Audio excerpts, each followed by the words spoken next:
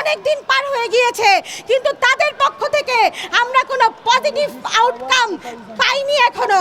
তাই আপনাদের বলতে হবে, আমাদের এতদিনের আন্দোলন যদি ব্যর্থ হতে দিতে না চান, আমাদের এই আন্দোলনকে চালিয়ে যেতে হবে যতক্ষণ আমাদের দেহে শেষ রক্তবিন্দু অবশিষ্ট থাকে। আজকে এত কিছুর পর আমরা এই শাহবাগ ছেড়ে যাব না।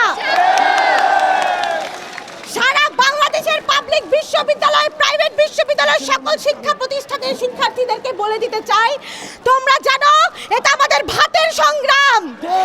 এই সংগ্রামে একাত্মবোধ হয়ে সারা বাংলাদেশকে অবরোধ করে দিতে হবে যতক্ষণ না পর্যন্ত আমাদের যৌক্তিক দাবি আদায় করা হয়।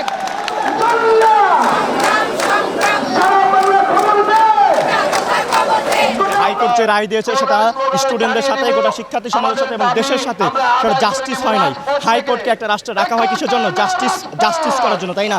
এখন আমরা শিক্ষার্থীরা দেখতে পাচ্ছি যে বৈষম্যমূলক কোটার মাধ্যমে আমাদের প্রতি ইনজাস্টিস করা হয়েছে। এই কারণে কিন্তু আমরা মাঠে নেমে এসেছি। এই যে মুক্তিযোদ্ধা কোটা 30% সহ এবং অন্যান্য কোটা মিলিয়ে যে 56%, এই কোটার বিরুদ্ধে 18 সালে আমরা যে আন্দোলন করেছিলাম, আমাদের সিনিয়ররা বা আমাদের ক্যাম্পাসের বড় ভাইরা ওই আন্দোলনের পরিপ্রেক্ষিতে এই কোটাটা বাতিল করা হয়। আমরা বাতিল চেয়েছিলাম না, সংস্কার চেয়েছিলাম।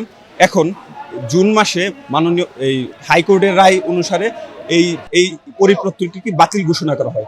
আমরা চাচ্ছি যে এই পরিপত্রটি যেন আবারও পুনর্বিবেচনা করে এবং একটা নির্দিষ্ট হারে সর্বোচ্চ 5% মুক্তিযোদ্ধা কোটা বাতিল সহ অনগ্রসর জাতিকে 5% দিয়ে এই রায়টি কার্যকর করা হয়। আজকের আপিল বিভাগে এই শুনানি হবার কথা ছিল, সেই শুনানিটি স্থগিত করা হয়েছে এবং এই শুনানিটি স্থগিত করার প্রতিবাদে আমরা আন্দোলন করছি। আমার সোনার বাংলায় বৈষম্যের ঠাঁই নাই, বঙ্গবন্ধুর বাংলায় বৈষম্যের ঠাঁই নাই, মুক্তিযোদ্ধাদের বাংলায় বৈষম্যের ঠাঁই নাই। আমরা ঢাকা বিশ্ববিদ্যালয়ের শিক্ষার্থীরা যেখানে রিডিং রুমে পড়াশোনার করার কথা ছিল, সেইখানে আমরা আজকে রাজপথে। এই যে রাষ্ট্রযন্ত্র আমাদেরকে ধীরে ধীরে পিছে নিঃশ্বাস করে দিচ্ছে।